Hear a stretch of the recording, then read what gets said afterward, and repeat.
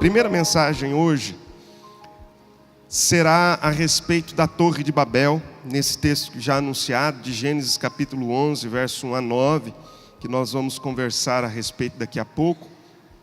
E nós teremos não apenas esse evento, mas também nós estaremos nos lembrando de outros episódios da Palavra de Deus, em que esse tema pode ser útil, pensarmos nesse tema. Na semana que vem nós estaremos em Números 13, 25 a 33, falando a respeito dos espias na terra de Canaã. Na outra semana, 2 Samuel capítulo 6, versos 1 a 11, a arca do Senhor de volta a Jerusalém. E na última semana, o naufrágio dos navios de Tarsis. É um texto que se encontra em 2 Crônicas, capítulo 20, versos 35 a 37. E também, primeiro livro dos Reis, capítulo 22, verso 48. Eu já vi, irmãos, eu vou daqui a pouco falar, tá bom?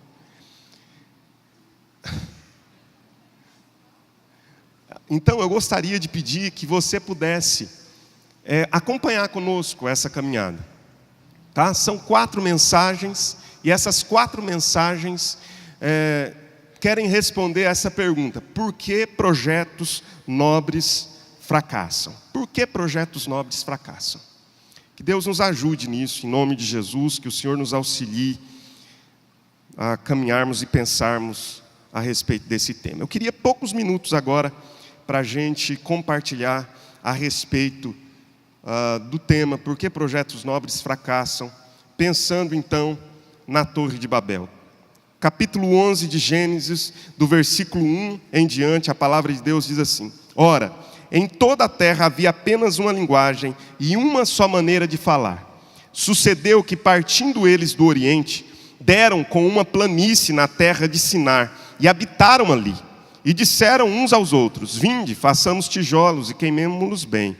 Os tijolos serviram-lhes de pedra e o betume de argamassa. Disseram: Vinde, edifiquemos para nós uma cidade, uma torre, cujo topo chegue até os céus, e tornemos célebre o nosso nome, para que não sejamos espalhados por toda a terra. Então desceu o Senhor para ver a cidade e a torre, e que os filhos dos homens edificavam. E o Senhor disse: Eis que o povo é um, e todos têm a mesma linguagem. Isto é apenas o começo. Agora não haverá restrição para tudo o que intentam fazer. Vinde, desçamos e confundamos ali a sua linguagem, para que não entenda um a linguagem do outro. Destarte o Senhor os dispersou dali pela superfície da terra, e cessaram de edificar a cidade. Chamou-se-lhe por isso o nome de Babel, porque ali confundiu o Senhor a linguagem de toda a terra, e dali o Senhor os dispersou por toda a superfície dela. Amém. Senhor Deus, nós pedimos que o Senhor nos dê graça nesses minutos para nós refletirmos a respeito desse tema, que o Senhor nos dê sabedoria e discernimento. Que o Senhor, ó Deus, nos ajude, que o Senhor nos fale ao coração, que apesar, ó Deus, de todas as nossas fraquezas e todas as nossas falhas e deficiências nesse processo, o Teu Santo Espírito suplante tudo isso, ultrapasse toda essa nossa fraqueza e nos fale ao coração.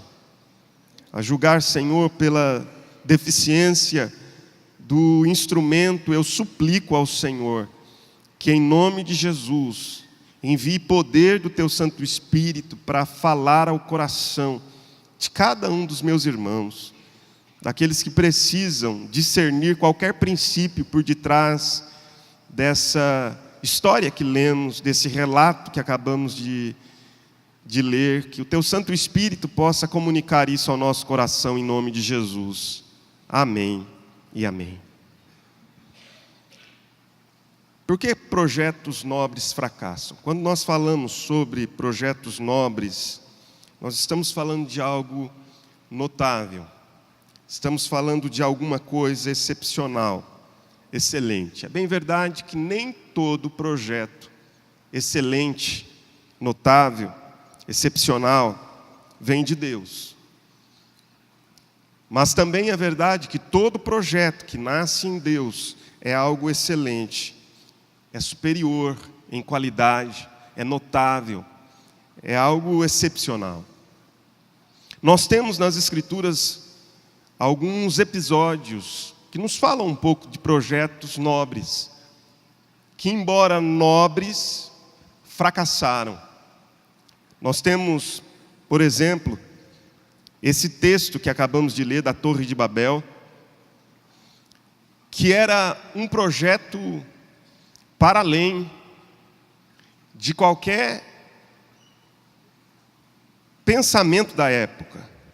Ia muito além daquilo que era mediano. Esses homens queriam construir uma torre, diz a Bíblia, e essa torre seria uma torre tão alta que faria com que o nome de cada um dos fundadores, dos construtores dessa torre, fosse lembrado, fosse celebrado. A Bíblia diz que esse era o desejo, era um intento, era a motivação de todos eles. Eles edificariam uma cidade, nessa cidade uma torre, cujo topo chegasse aos céus, e que eles pudessem fazer com que o nome deles fosse lembrado e celebrado, por causa daquele feito. É interessante nós estudarmos um pouquinho essa história. Por exemplo, se você voltar ao capítulo 10, verso 8 e 9, a Bíblia diz que um homem por nome de Cuxi, que era neto de Noé, ele gera a Nimrod. Nimrod era um homem poderoso na terra, foi um valente caçador, diz o verso 9. E o verso 10 diz que o princípio do reino desse homem, chamado Nimrod, foi Babel. Babel é um projeto, essa cidade, essa torre, parece ter sido originada no coração e projetada por esse homem chamado Nimrod. Esse era o princípio do seu reino, diz a Bíblia. Tudo isso tem um contexto. No capítulo 9, a Bíblia diz que depois do dilúvio, no verso 1, o Senhor abençoa Noé, a seus filhos, e dá a eles uma ordem. A ordem é: sejam fecundos, multipliquem-se e encham a terra. Eles deveriam encher a terra. O verso 7 repete, reforça essa ideia, dizendo: mas sede fecundos, multiplicai-vos, povoai a terra e multiplicai-vos nela. Deus dá essa ordem. A ordem é que o povo que foi preservado quando do dilúvio, que era a família de Noé, deveriam se multiplicar e povoar toda a terra. Junto com essa ordem, Deus lhes fez uma aliança e lhes deu uma promessa. A aliança e a promessa foi, verso 11 do capítulo 9: eu estabeleço a minha aliança convosco, não será mais destruída toda a carne pelas águas do dilúvio, nem mais haverá dilúvio para destruir a terra. E Deus disse: este será o sinal da minha aliança que faço entre mim e vocês, e entre todos os seres viventes da terra. Porém nas nuvens um arco, será por sinal da aliança entre mim e a terra. Deus dá uma ordem e faz uma promessa. A ordem é que povoassem a terra, se espalhassem e povoassem a terra. E a promessa ou a aliança de Deus é que a terra não mais seria destruída como fora anteriormente, através das águas do dilúvio. Tudo isso é significativo para nós entendermos o que esse evento da Torre de Babel significa dentro desse contexto. Por que projetos nobres fracassam? Por que projetos nobres fracassam? Babel é símbolo de uma sociedade onde Deus foi excluído. Babel é símbolo de uma sociedade sem Deus. Babel é símbolo do secularismo que nós não apenas vivemos lá no passado como gênero humano, mas vivemos mais intensamente nos nossos dias. Símbolo de uma sociedade que despreza, vira as costas e não quer que Deus se envolva com ela. Um pensador disse que se Deus não existe, tudo é permitido. Tudo é permitido. E me parece que nós estamos num esforço concentrado, numa conspiração conjunta, para vermos se nós expulsamos Deus da nossa sociedade.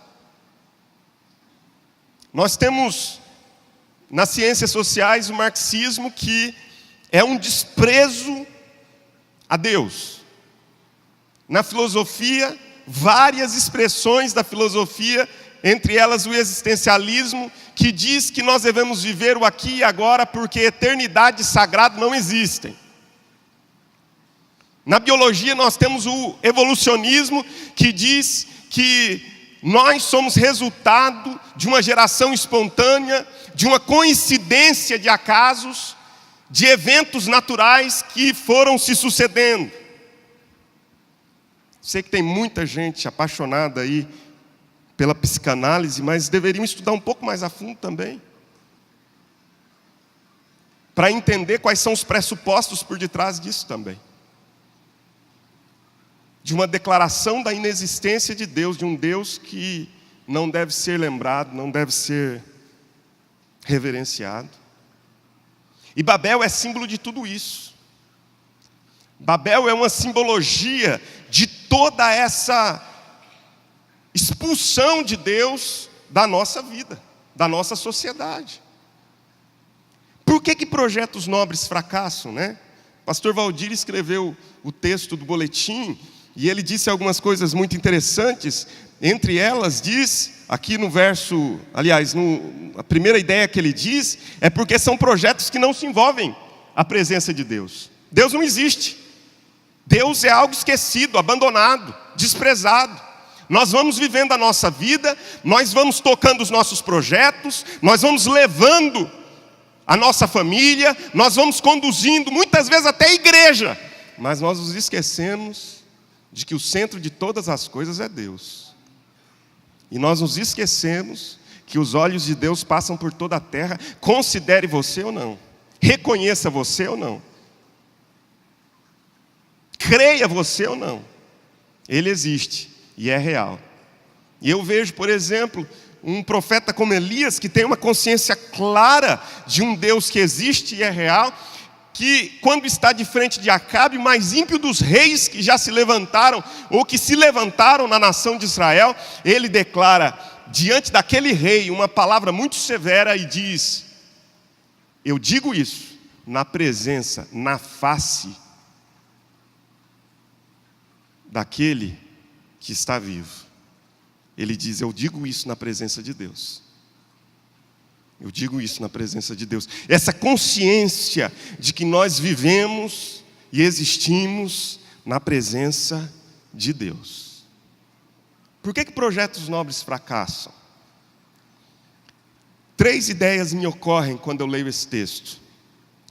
Primeira ideia que me vem à mente e ao coração é que projetos nobres fracassam porque nós temos motivações erradas na realização desses projetos. Veja, o texto diz assim: vinde, edifiquemos para nós uma cidade e uma torre cujo topo chegue até aos céus e tornemos célebre o nosso nome.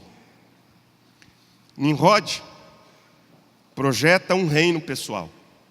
O texto diz lá no verso 10 do capítulo anterior, que Nimrod projeta um reino. E este é o início do seu reino pessoal, Babel. Ele tem um projeto que é um projeto dele. E o projeto dele possuía algumas motivações. E as motivações era edificar uma cidade e uma torre. E essa torre seria uma das maravilhas do mundo, de uma maneira que o nome dele se tornaria célebre, não dele apenas, mas de todos aqueles que se envolvessem nesse projeto. Motivação é tudo. A W. Tozer diz que assim como o rio não pode se elevar acima da sua fonte, as nossas ações não podem ir além daquilo que motiva as nossas ações. Pare para pensar nisso. Às vezes nós temos ações muito nobres, mas as motivações que originam a nossa ação não são tão excelentes assim.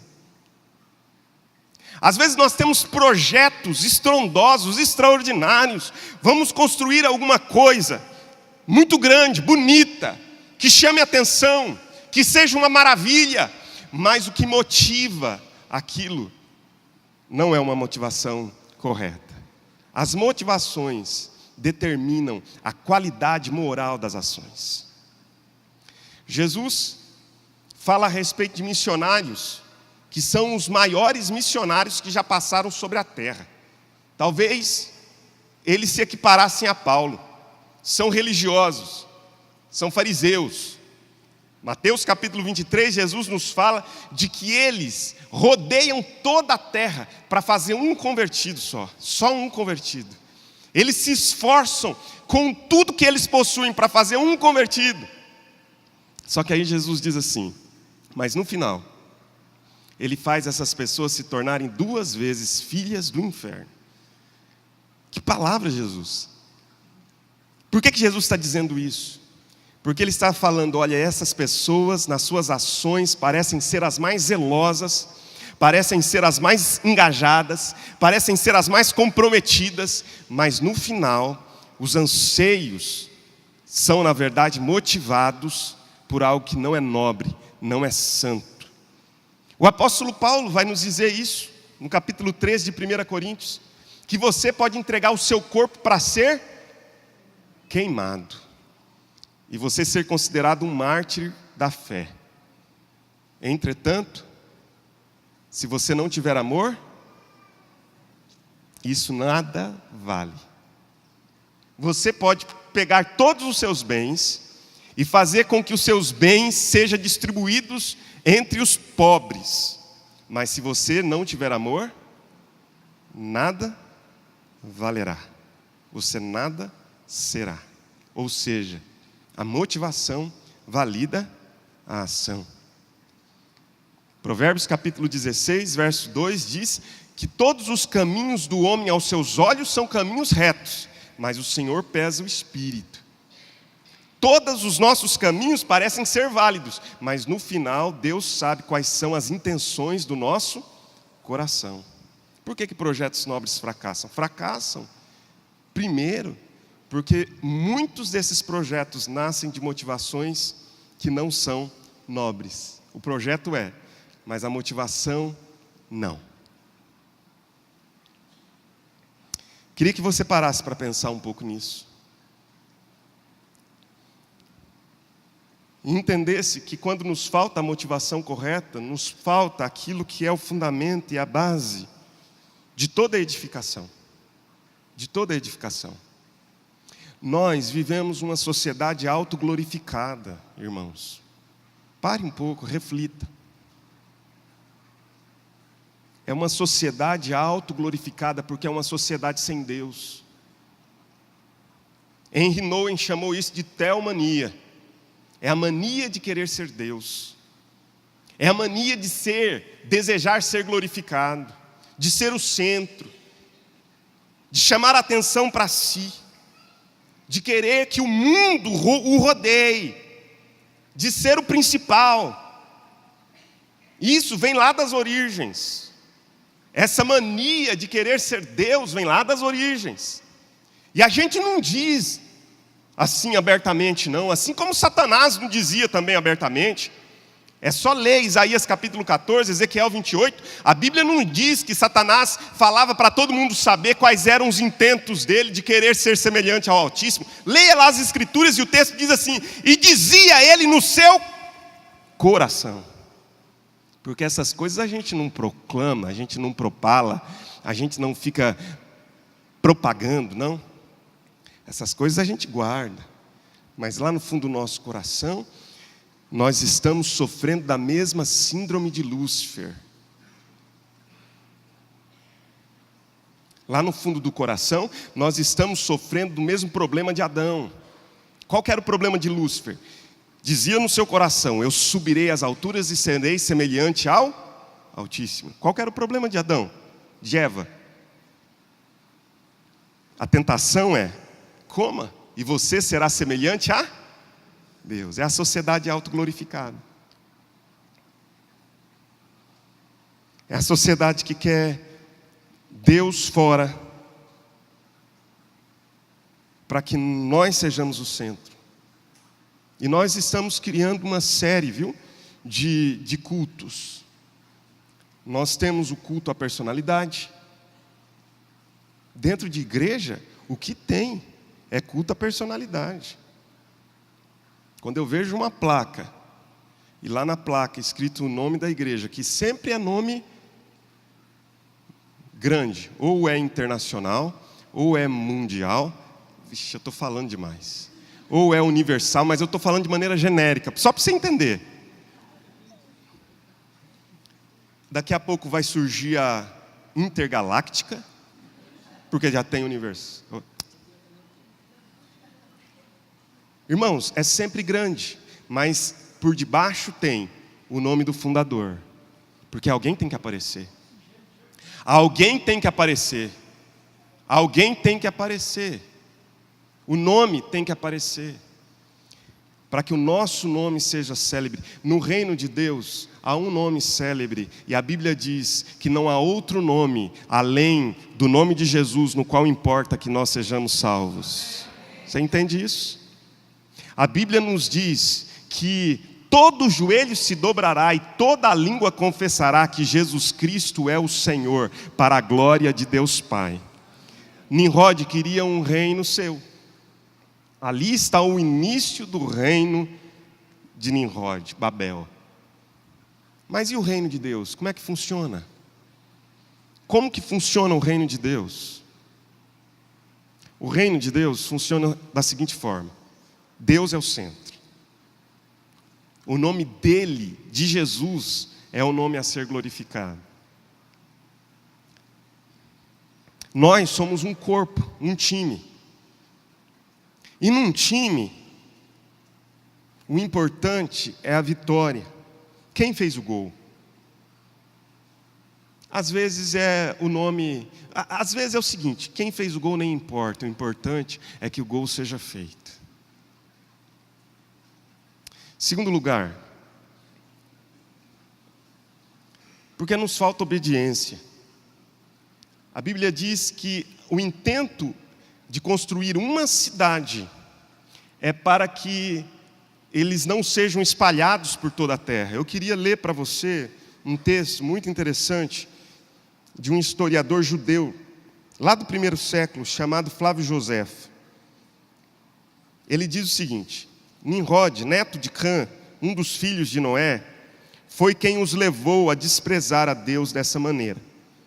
Ao mesmo tempo valente e corajoso, ele os persuadiu de que deviam unicamente ao seu valor, não a Deus, mas toda a sua boa fortuna. E como ele aspirava ao governo e queria levá-los a escolher para seu chefe e deixar a Deus, ofereceu-se para protegê-los contra ele. Se ele ameaçasse a terra com outro dilúvio, construindo uma torre para esse fim, tão alta que não somente as águas podiam chegar-lhe ao cimo, mas que ainda ele vingaria a morte de seus antepassados. O povo insensato deixou-se dominar por essa astuta persuasão de que lhe seria vergonhoso ceder a Deus e começou a trabalhar nessa obra com ardor incrível. A multidão e as atividades dos operários fez que a torre em pouco tempo se elevasse. A altura era tão elevada, acima de toda e qualquer expectativa. É interessante a visão desse historiador judeu, porque ele diz assim, que a torre foi construída com um propósito. O propósito era que, se Deus viesse novamente a destruir a terra, eles teriam um refúgio, a torre. A torre era um desafio. E o desafio era: se Deus destruir novamente a terra com água, nós temos um refúgio, e esse refúgio é a torre.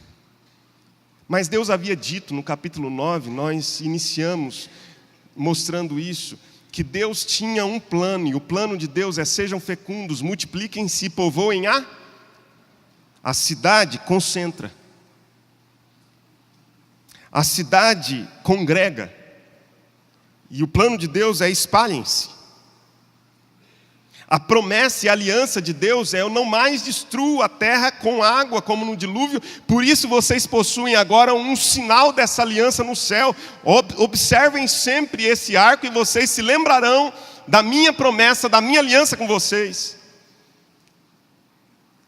Desobediência a Deus é, em primeiro lugar, não ouvir o que Deus diz. Mas é pior do que isso, é quando nós não conhecemos o que Deus está dizendo.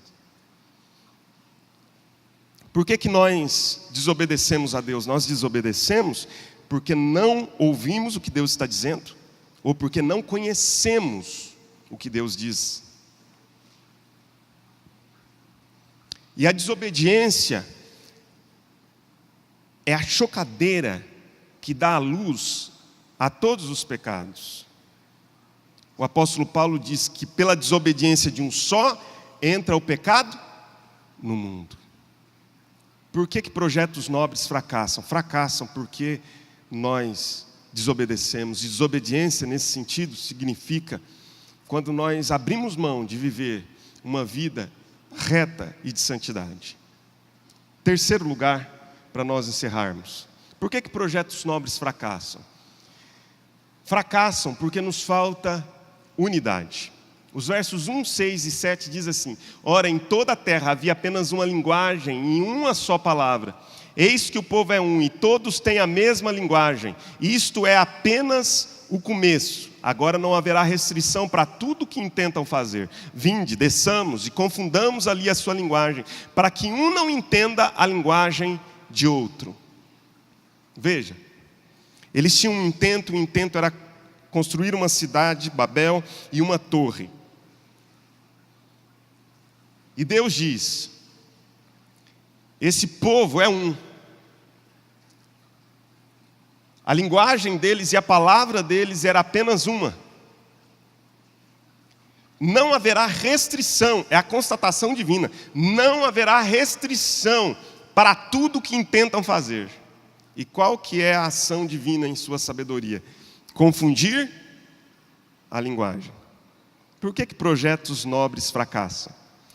Fracassam porque lhes falta unidade. Quando nos falta unidade, nós não vamos a lugar nenhum. A lugar nenhum. Um dia disseram a Jesus: você está expulsando demônios pelo dedo de Beelzebu. Jesus diz: bom, se eu expulso demônio pelo dedo de Beelzebu, então Satanás está dividido. O reino de Satanás está dividido. E ele sabe que um reino dividido não prospera. Uma casa dividida não prospera. Em outras palavras, Jesus está dizendo assim: nem o diabo é insano e inconsequente para dividir o seu próprio reino. O apóstolo Paulo lida com uma igreja em Corinto dividida, e ele começa a sua carta dizendo assim: eu rogo a vocês que falem a mesma coisa, tenham a mesma linguagem,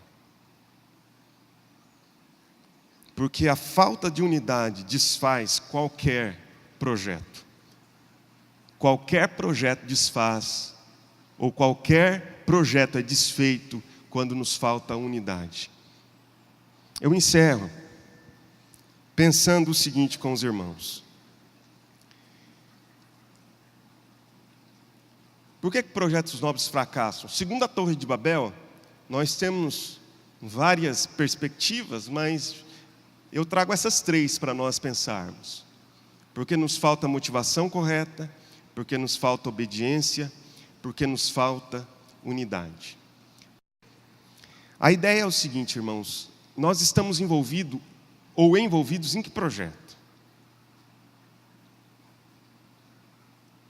Que projeto é o nosso? O nosso projeto é um projeto pessoal, de um reino pessoal. O nosso projeto é Babel, é uma Babel, como Nimrod. Alguns nos envolvemos em projetos pessoais e vamos conduzindo a nossa vida na busca por edificar e alcançarmos sucesso desse projeto pessoal. Mas o plano de Deus é nós decidirmos se, como povo, como comunidade de Cristo, nós queremos ser uma Babel ou nós queremos ser Pentecostes. Em Babel, as motivações são tornar célebre o nome dos seus fundadores. Em Pentecostes, a Bíblia diz que eles estão assentados, reunidos, todos no mesmo lugar. De repente, vem do céu um vento, ou um som de um vento impetuoso que enche toda a casa onde eles estão assentados. E línguas como de fogo pousam sobre cada um.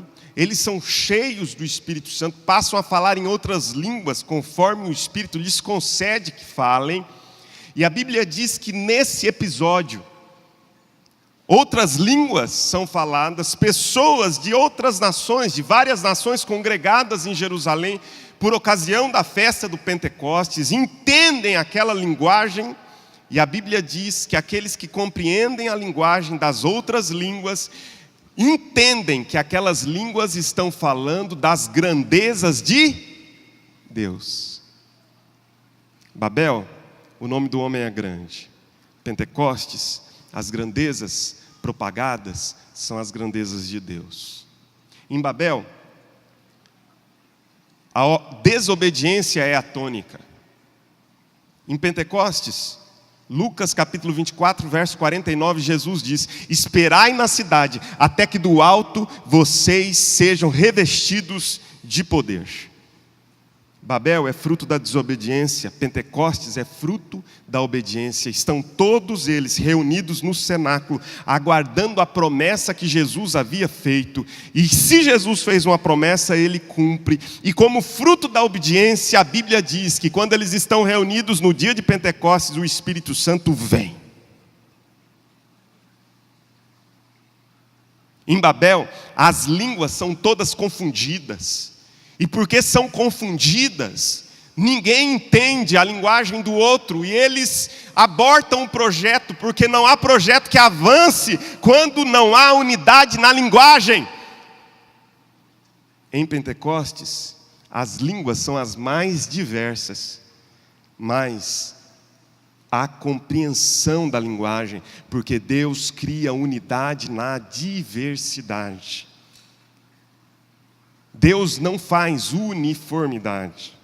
Deus cria unidade no meio da diversidade. E Ele faz com que todos entendam a linguagem um do outro, porque o projeto não é o projeto de um reino pessoal, mas é o projeto de um reino maior, que é o reino de Deus. Buscai, pois, em primeiro lugar, o reino de Deus e a sua justiça, e todas as demais coisas vos serão acrescentadas. Venha o teu reino, Senhor, e seja feita a tua vontade, assim na terra como no céu. Quando o projeto é o reino de Deus, as coisas avançam. Quando nós nos engajamos em torno de um projeto maior, que é o reino de Deus, as coisas avançam. Que Deus te abençoe. Vamos ficar de pé?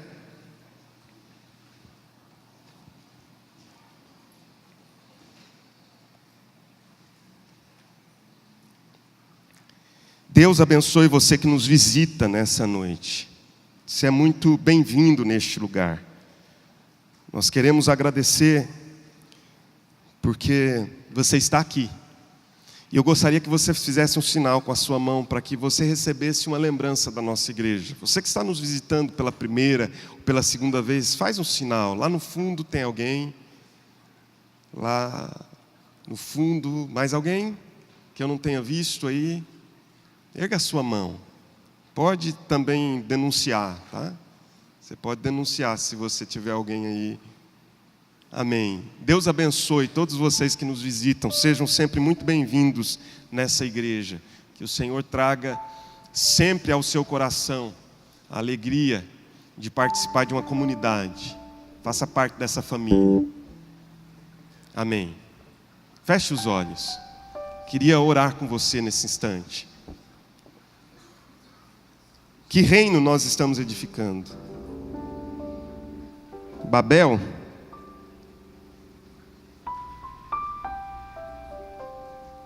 Ou Pentecostes? Nós estamos edificando um reino pessoal? Ou nós estamos engajados no projeto do reino de Deus?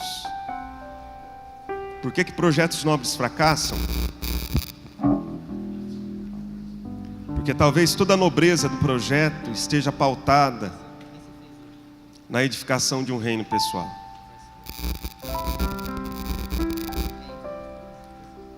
Senhor, eu quero, no final desse culto, pedir que o Senhor nos ajude a sermos uma igreja verdadeira, com as marcas da autenticidade do reino de Deus. Eu peço que o Senhor nos ajude a sermos uma comunidade, não que se sinta superior, não é isso, meu Senhor, mas uma comunidade que busque ser autêntica e genuína e verdadeira, que tenha as marcas de Cristo refletidas nas ações, nas palavras, nos projetos. Senhor, eu te imploro em nome do Senhor, que nesta noite o teu Santo Espírito marque o nosso coração. Pai, como nós precisamos nos engajar, cada um de nós, nesse projeto, no projeto que o Senhor veio inaugurar, projeto esse que o Senhor vai consumar na sua segunda vinda, chamado Reino de Deus. Então, ó Deus, engaja o coração desse meu irmão, através dos seus dons, talentos, energia, inteligência. Engaja o coração dessa minha irmã, através da sua capacidade para agregar, da sua capacidade para comunicar. Ah, Senhor, eu peço que Tu engajes o coração e comprometa a vida de cada um que aqui está, através do seu dinheiro, através do seu tempo, através dos seus talentos. Eu peço a Deus que essa seja a bênção sobre nós em nome de Jesus e para a glória do Senhor Jesus Cristo. E que o Senhor te abençoe, que o Senhor te guarde, que o Senhor levante o rosto sobre ti, que o Senhor te dê a paz, que o Senhor faça resplandecer sobre ti o rosto e tenha misericórdia de ti. Que a graça do Senhor Jesus Cristo, o amor de Deus o nosso Pai, a comunhão, o consolo, a unção, os dons e o fruto do Espírito permaneçam sobre a sua vida. E que isso seja agora, hoje, por toda essa semana que se inicia, e que se estenda por toda a eternidade, quando nós viveremos para sempre unidos a Jesus. Amém e amém. Que Deus te abençoe. Dá um abraço no seu irmão. Saúde com a paz do Senhor Jesus Cristo. Boa semana a todos.